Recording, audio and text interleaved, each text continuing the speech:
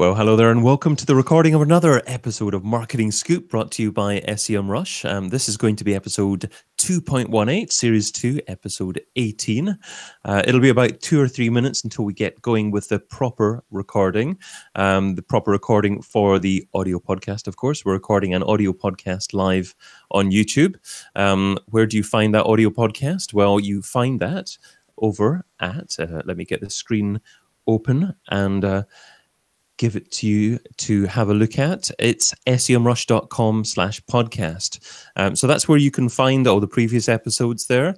There's about 30 odd episodes that we've done so far. So have a good listen to what we've done so far, as well as hopefully subscribing on your favorite podcatcher, be it iTunes, Android, Stitcher, or something else. But in the meantime, anyone who is joining us, watching us live, howdy, thank you so much for joining in and watching us live. Tell us a little bit about you and where in the world you happen to be and what area of digital marketing is your core focus. It would be great just to know a little bit more about you, and hopefully we can incorporate some of your thoughts as part of today's discussion. So today we're going to be focusing on influencer marketing for Instagram, a very niche content marketing focused topic. We tend to cover 3 core areas here on the Scoop. We tend to cover SEO, advertising, content, then an occasional success story. So this is, of course, a content-themed episode. Javier, we've got greetings from Costa Rica. We're from govisitcostarica.com.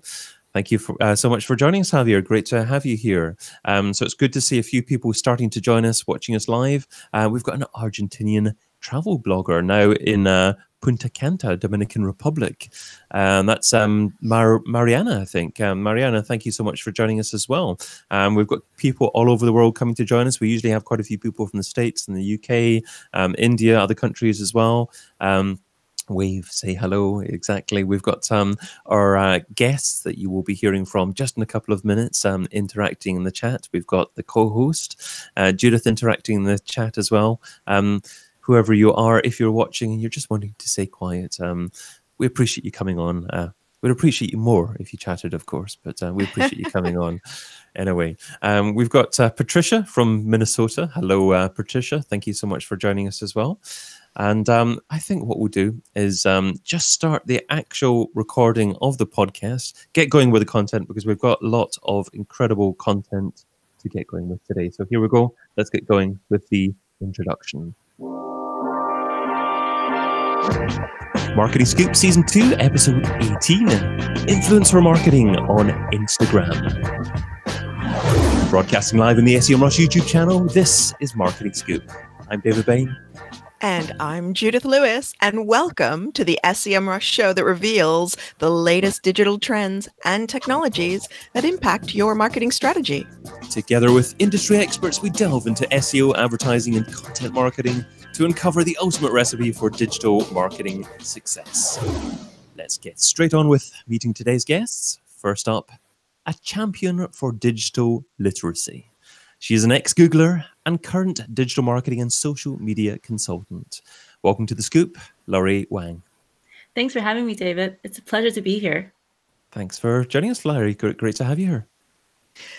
And next up, a digital marketing trainer and keynote speaker who's a consultant for influencer intelligence, part of the eConsultancy group. She's the founder of Butterfly Marketing Consultancy. Welcome, Leah Buckingham-Warner. Hi there. Thanks for having me. Great to be there today. Thank you so much for joining us. So I'd like to stick with you first, Leah. Sure. Could you summarize the state of influencer marketing at the moment? And I'm sure we're going to get a ton of comments on this too. Yes, absolutely. Of course. Okay, so basically, obviously, the broad term is defined as obviously identifying individuals that have an influencer over potential customers.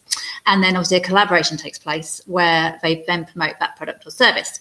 Influencer marketing is not a new concept whatsoever. However, companies are now devoting more time to it than ever before. And it's becoming really, really exciting. But the reason for more dedication on influencer marketing is because consumers, they no longer trust brands.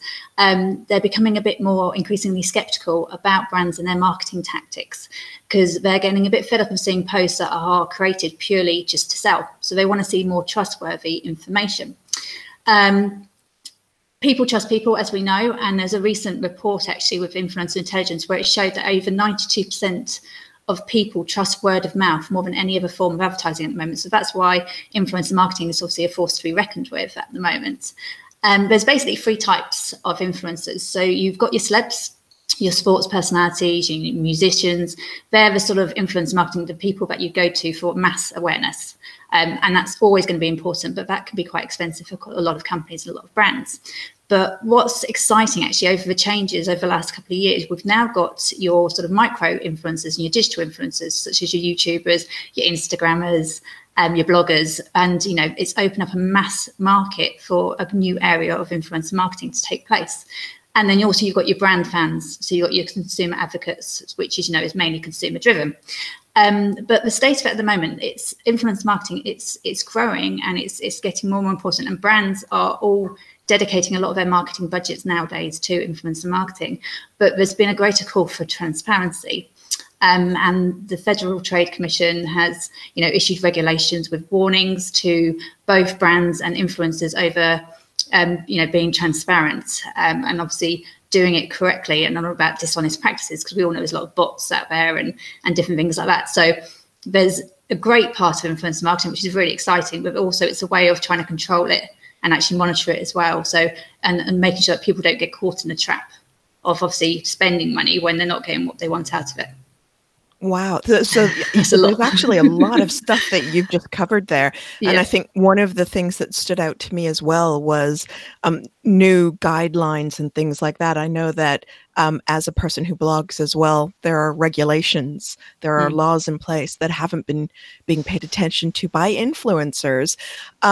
Laurie, if I can switch to you just briefly and sort of mix things up a bit and ask you, what are some of the common mistakes that you see with influencer marketing? Absolutely. That's a great question, Judith. And when it comes to mistakes, a lot of times what you see is that brands are searching for influencers that may not be the right space and also the industry that they're operating in. So a great example is, for instance, let's say you're in the care homes industry and you reach out to influencers who are maybe on Snapchat and who are in the early 20s or in the teens, then that's clearly not a great match when it comes to who you're reaching out to from their target audience perspective. So definitely keep that in mind as you're looking for influencers that you want to work with in your campaigns, that you definitely have researched their audience base and who they're currently speaking to, or whether or not that audience base is the right target audience for your brand. So, Laurie, how do you go about researching the audience of the influencer and determining that the influencer that you've found is the best fit possible for your brand? Great question, David. So actually on Instagram, the hashtags is one of the best ways to find where your current audience are hanging out and also living on.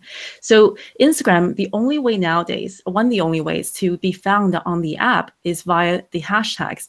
However, those really general hashtags that we're seeing all the time, let's say hashtag Instagood or hashtag nice, hashtag girl, those will get you a very general audience. And these are used by millions and millions of people posting millions of posts every day. So as soon as you use that hashtag, you're going to be exposed to potential spammers and things like that in terms of the general accounts out there. What you want to do is actually research hashtags that your current target audience are using. And because it's a very niche and smaller community, you're more likely to find influencers in that space who are speaking a very authentic voice. And you can actually align with what they're sharing with their audience, and therefore creating that trust factor that Leah touched on earlier in her talk about the state of where influencer marketing is right now. And Leah, I think you also, we were chatting just before we went on air about things that have happened in influencer marketing. Would you be able to share some of the common mistakes that you're seeing right now with influencer marketing? Yeah, no, absolutely. Well, with influence marketing, we were talking about an example. It was Scarlett London, actually, who was collaborated to do a campaign. It was for mouthwash. And with a lot of the regulations now, if you're doing a campaign, you need to obviously let your audience know. So a lot of them do that by using the hashtag ad hashtag collaboration, things like that. So, and she did all that. So she was being completely transparent in that way. But the image that she used, it was, she was all like really nicely dressed up in the morning, hair completely done, excuse me, makeup on the sprawled across this bed, almost, and I can't remember what the caption, but it was something like, oh, we all wake up like this in the morning type thing. But she had a bottle of mouthwash on her bedside table next to the side of her, and it was so not authentic. It was so incredible. It was so not trustworthy, because it was like, we don't all wake up like that. We don't have a bottle of mouthwash on the side of the bed. But actually, she got quite a big backlash from her audience, because, like I was saying, people want trustworthy information. And if someone they know, they like, they relate to, and it's realistic, they're more likely willing to listen to what that person says. But on that particular case, it was not good, and it's made a lot of publicity all around the world. So Leah, if a brand is wanting to partner up with an influencer, is it important to actually just give the influencer leeway to create the content all by themselves? Not necessarily all by themselves. I think if you're doing influencer campaigns, it's really important to be completely open with that person when you contact them, to say exactly what you want to achieve. And the relationship works both ways as well. So it's what they both want out of it. But I do think it's important not to give that person, oh, this is the image that I want, this is exactly what I want you to write, because everyone's being creative. If you're using that influencer, it's because of the way they are. You need to make sure their posts complement you and your posts complement them, and give a creativity to actually produce content which will relate to their audience, because at the end of the day, they actually made those relationships with their audience. They've built that trust. They've built that pattern of creating those types of posts. So I do think they need creativity to do it themselves, but you need to be completely open and clear with what you're actually wanting to get out of a collaboration from the start, if that makes sense. We've been talking about collaborating with influencers, and I think it's a very important point that I believe you've both made, that it really, you have to look at who your influencer is communicating with to begin with. But what actually constitutes an influencer? How are the small and medium-sized businesses that are watching this webcast or listening to our podcast, how are they going to find these influencers? I think there are several factors in play here. So the first one is looking at their engagement rate on their social media channels. And particularly for Instagram, you can see that from a very clear perspective, whether or not they have a raving audience fan base that are really interested in what they're sharing, in terms of the testimonials that they have on different products, or perhaps they're sharing a personal experience about something that they've gone through from using a product or service, and people are actually trusting their opinions that way. The other part is obviously the audience size. So Leah touched on a really good breakdown of the different type of sizes that we're currently seeing. So across, let's say, the micro, the medium, and also the large celebrity types. For a smaller audience, for a smaller business, I would recommend definitely starting off with the micro influencers if possible, purely because it's a lot more cost effective. And also you have that leverage with regards to what you can do in exchange for their exposure for your brand. So sometimes it could even be like, for instance, a free product, or maybe a free invite to an event. And a lot of times these influencers are very open to potentially negotiating different type of packages that make sense for their audience size. Laurie, how do you define a micro influencer? Great question, David. So in my definition, and again, I'm sure Leah has a different type of criteria as well. So in terms of micro, I would say on Instagram, from 3,000 followers and up to about, I would say, 12,000 or 15,000 range. And from the kind of medium to macro range, you're looking at about 20,000 up to probably about 50,000. And the really large influencers, probably about 500,000 up to multi-million ranges. So that's where we're going to be talking about potential celebrities type of numbers. Yeah, no, definitely. I'd agree with that. And with the micro influencers, I think the reason it works so well sometimes is because if you've got, say, from 1,000 to 10,000 audience, you have a really strong and loyal relationship with that audience. So they can actually be really powerful teaming up with to get your brand messages out there as well. So, if people out there are a small brand and they want to be an influencer and maybe they've only got small followings, such as 1,000 to 10,000, they can still be really powerful if they've got a good relationship with their audience. Per brands, they tend to work with people who have an engagement rate of about between 10 to 20%. I don't know if you agree with me with that, Laurie. And basically a way of working that out is engagement rate is your number of likes plus your comments divided by the number of followers. So if you're looking at people to actually team up with as an influencer, you can check those statistics out to actually see if they've got an engagement rate which would be beneficial for you to work with. Leah, are those the most important metrics for a brand to be thinking about when they're measuring whether or not their campaign was successful, or are there better metrics to be looking at that from that perspective? It depends on metrics, as in the results of what they want out of the campaign. Yeah, it completely depends on what it is they want to achieve. I mean, if it's the fact that they want to just achieve, they might want to grow their own account. So they might want brand awareness. So they might be looking at, actually, we just want followers. So that might be one of their metrics. Or it might be if they're selling a product, then it might be like they'll want someone to obviously promote that product, and they'll want click-throughs to a certain sales page or a sign up. So it's really important before you do an influencer marketing campaign to find out, to actually, identify exactly what you want to achieve, what your objective is, because that's one of the things actually statistically at the moment with companies that are actually get involved in influencer marketing, they're not actually drilling down what it is they want to achieve and actually measuring that one specific metric. And it's Oh, sorry, guys. So I think Leah's got it spot on. And actually, in terms of tracking the click-throughs, a really good tool to use is the Google Tracker link creation tool. And then you can actually see how many people have clicked through that link where the influencer have shared to their audience. So there are a number of factors that we have to keep in mind, if I'm understanding correctly. We need to look at the influencer's audience size, their engagement rate, which you've both mentioned, and also that they're speaking to the people that you need to speak to. And it's a very important point about tracking. So tracking through URLs with additional tracking codes, so you can see if anyone's actually responded to what the influencers put out there. So we had a question about finding an influencer, and we've talked about hashtags and relevant hashtags. Are there any other ways that you could find an influencer?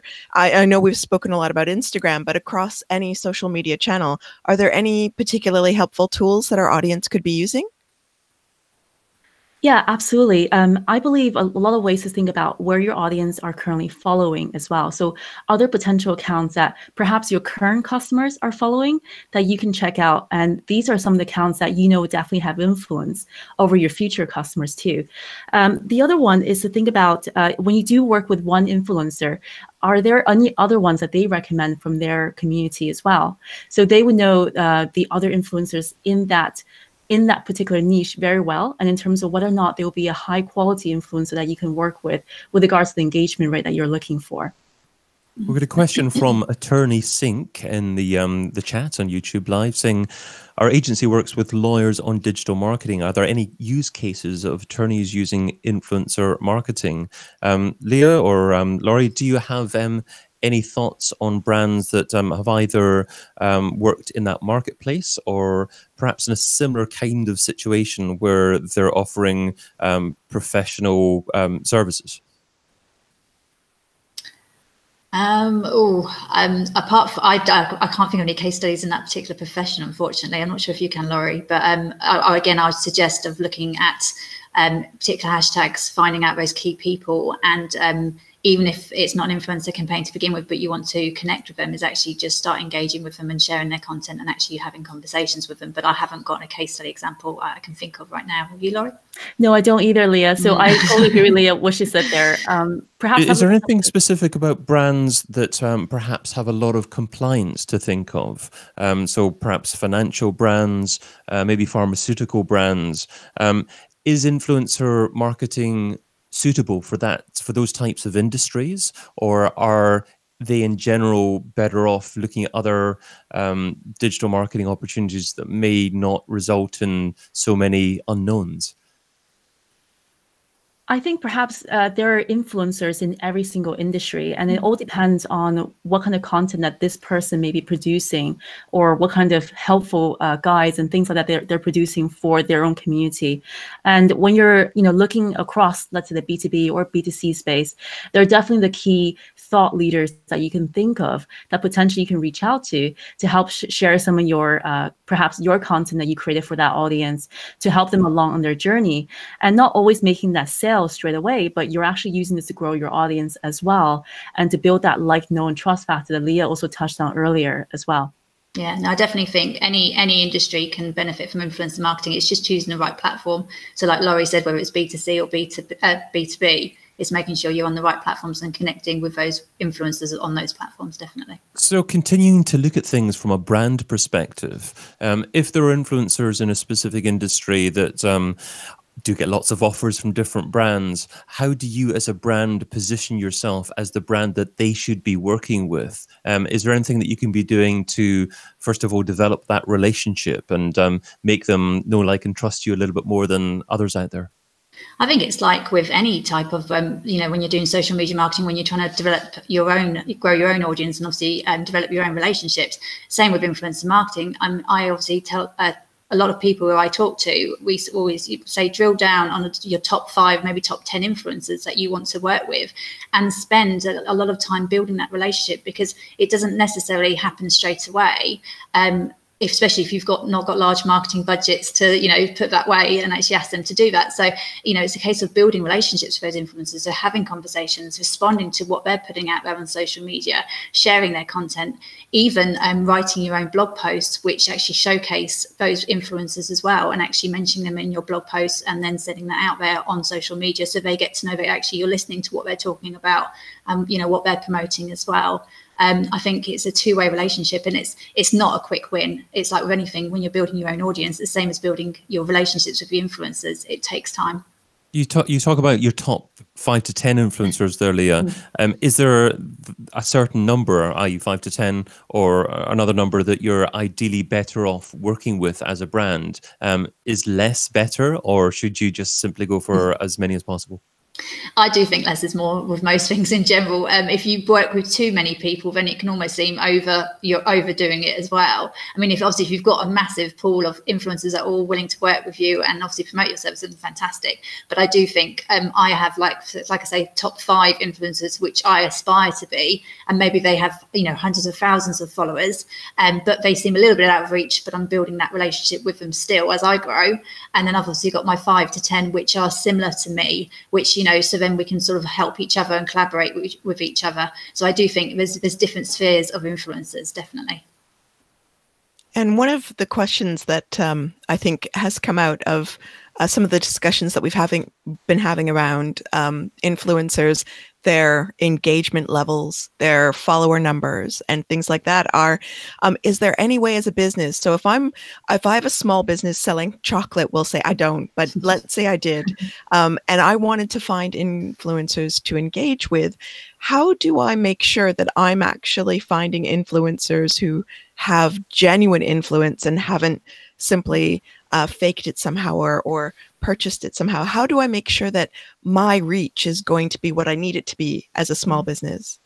One of the things I would definitely say to look out for when you're looking for influencers is to check their engagement, their comments. Obviously, you might find influencers who've got lots of followers, and they might have lots of comments, but when you actually go and look at the comments that they're having, is it just one-word answers? Is it, oh, great post, high five, just literally almost like bots? Because there's a lot of accounts out there which pretend to be influencers, but they've bought the followers and they've actually bought the comments and the likes as well. But it's quite easy to identify that, because if there's not conversations going on in those comments, it's not more than one word, then it's pretty much, it is a fake account. Yeah, I agree with Leah there 100%. And also there are these calculators online that basically summarizes what Leah was saying earlier about the engagement rate side. So you can plug in their handle on Instagram, and you can essentially see what the overall engagement rate is based on their last 12 posts. That's only one factor. The second part is to check their account, like Leah said, to see what the comments are like, to make sure that it's actually not fake comments being put in there to boost that engagement rate, but rather it's there actually as a genuine follower who are really interested in what they have to say. Well, we just had some audio interference coming there. I'm trying to, I think, Leah, that's perhaps coming from you. Would you mind trying to mute your microphone just for a second, just to try and pinpoint if it is?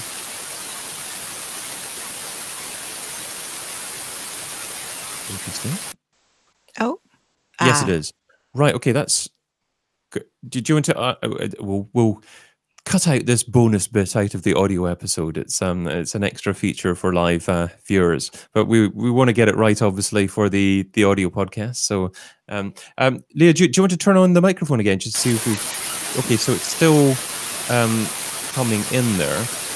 It might be even worthwhile asking you to refresh the Hangout and to see if that makes a difference. If that's okay. It's weird. It sounds like there's some other channel trying to break through. A little bit, yeah. Indeed, yeah. I wonder if we could perhaps... Oh, I think... Leah's coming back in there. Maybe restart the Chrome browser, because I did that earlier. That solved my down the issue. It's one of those things that it could also be a local transmission that happens at a particular time of the day that might just cut through. Yeah. Or Google's trying to correct for something. I know.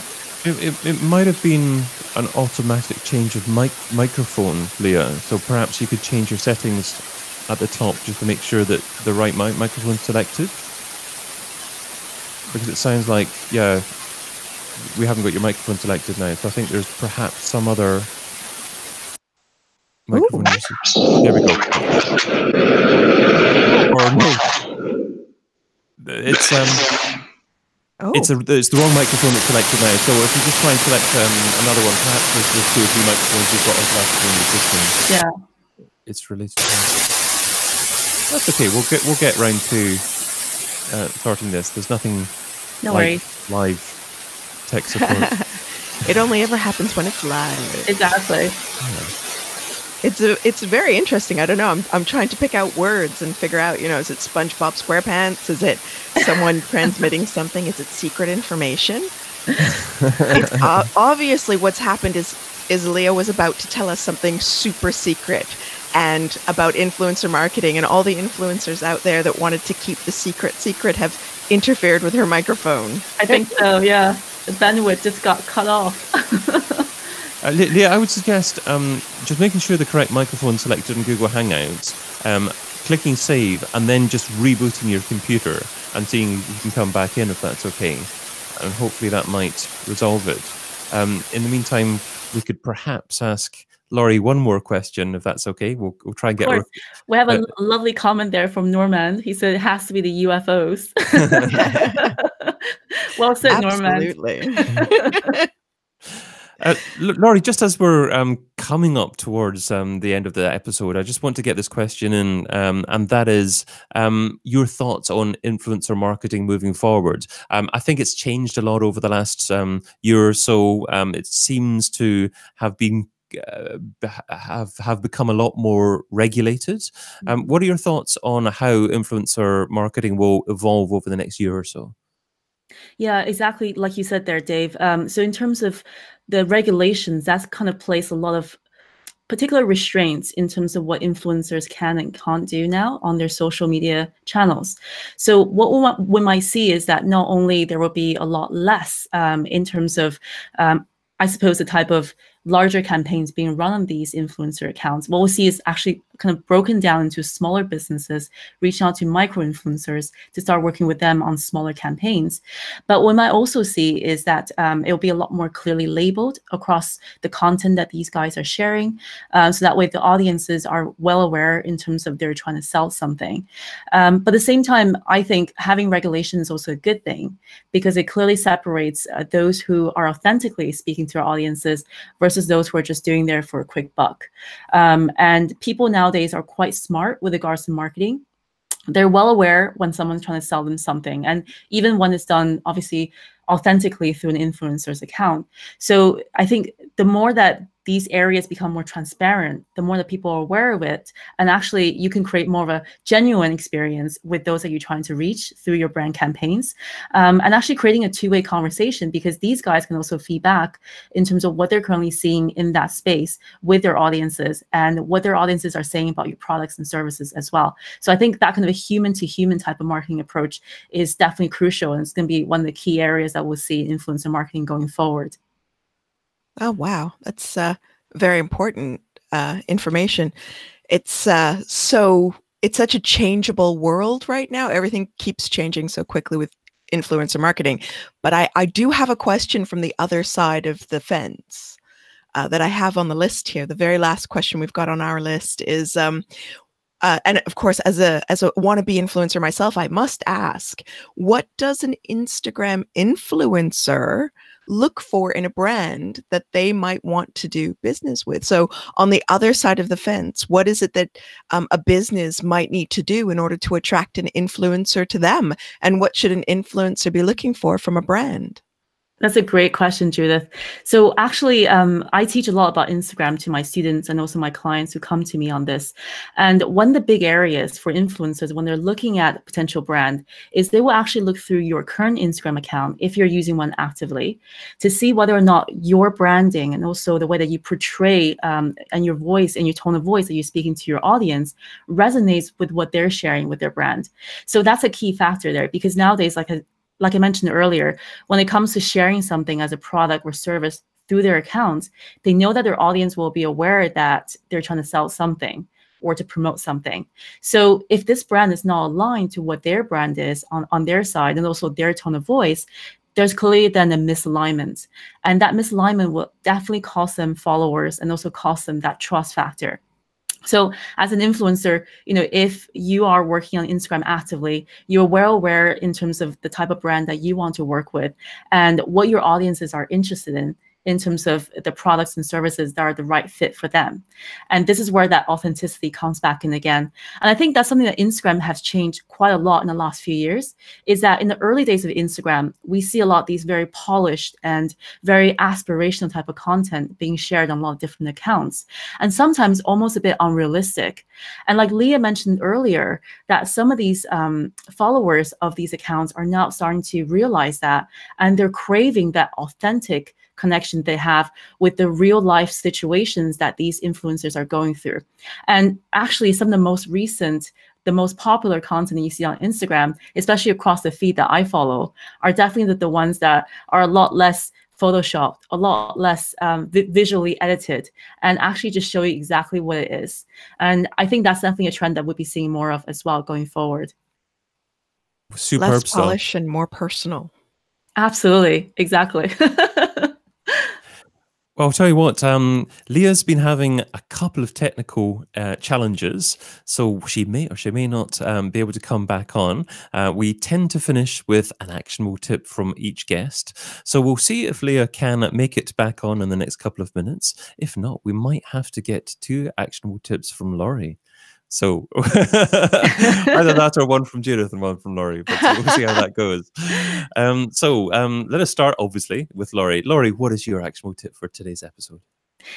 So my actionable tip actually comes back to your existing customer base and also your existing following on Instagram. So when it comes to thinking about influencers, we are always thinking, are there anyone else that we can reach out to that we can potentially work with? But actually, another great source of influencers are those who are currently using your brand and who are raving about you as a follower on Instagram already. Now, these are the people that you want to reach out to perhaps offer them something for free, let's say a free service or a product, or maybe just offer them something that they feel really included.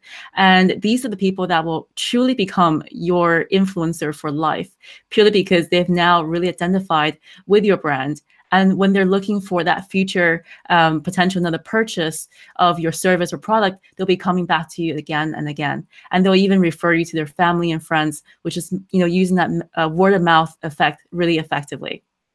Absolutely superb stuff. And you can find Laurie over at lauriewang.com. So perhaps a fairer thing to do, Judith, would be both you and I also offer an actionable tip at the end. How does that sound? I think that's absolutely fair. Okay, well, seeing I just suggested it just now, I'll give you a minute to have a think about, and I'll share one just now. And that is, I feel that a lot of brands perhaps just engage with influencers with a view to what they're doing on one platform. We are talking about Instagram today, but it's important to get to know the person, obviously. What are they doing actively on Facebook? Do they have a blog? And is it possible to create some kind of overarching campaign that can bring you and them additional value by perhaps appearing on their blog or on other areas online? So think of the person first, really research them, and then come up with a proposal that's bespoke and personal for that particular influencer. And then they might be more likely to consider your brand over others. So there we go. That's mine. Over to you, Judith.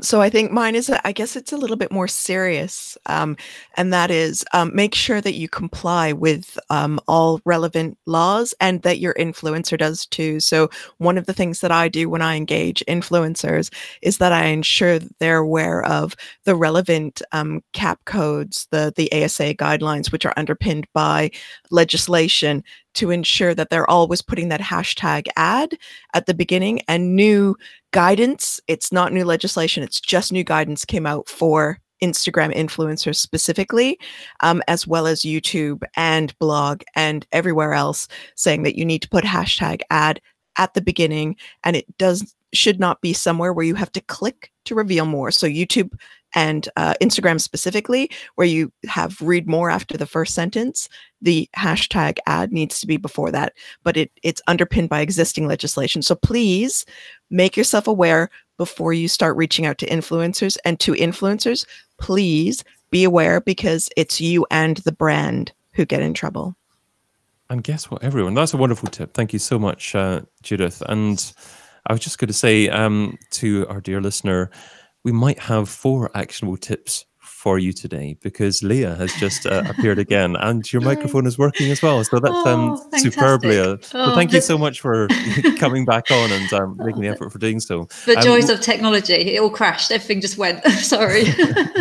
No problem at all.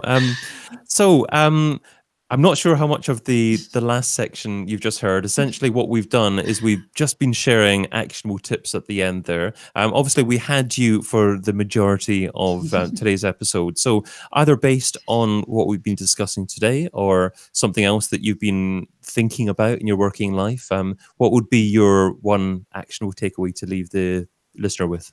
Okay, great. I don't know what you guys have just said, but my main one would be to check if you're going to do any influencer marketing campaigns or you want to collaborate with anybody, just check that their follower demographic is well matched to your audience. Myself, when I'm building up my Instagram account on my own recently, I'm contacted quite a lot by various people asking to collaborate with them, but the brands and the products that they're wanting me to actually promote for them are just not relevant to my industry, my business, or even my audience. So yeah, make sure it's well matched if you're going to be doing it. Fantastic. Thank you very much. And you can find Leah over at butterflymarketingconsultancy.co.uk. Thank you. And for this evening, I have been your co-host, Judith Lewis, along with David Bain. And he wants me to tell you that you can find me, you can't, over at chocachocacasino.com. But of course, you can find me at decabit.com and where all good chocolate is sold. I didn't say anything. I don't know what she's talking about. I've been your other host, David Bain. You can also find me over at digitalmarketingradio.com. We will be recording the next episode, Season 2, Episode 19 of The Scoop, in just 2 days' time on the SEMrush YouTube channel. That's on Friday, the 15th of February for a show. We'll focus on an SEO success story. Joining us live will be Fabrizio Ballerini from TransferWire, who'll be sharing lots of SEO secrets. TransferWise. Oh, TransferWise. Wise, wire. To a dyslexic person, it's all the same. It's only different to a web browser and most of the rest of the universe. Make sure you sign up to watch live at semrush.com/webinars to see our TransferWise secrets. And of course, you can also catch all the previous episodes over at semrush.com/podcast. Superb stuff. But until next time, be fantabulous and do one thing that scares you. Adios.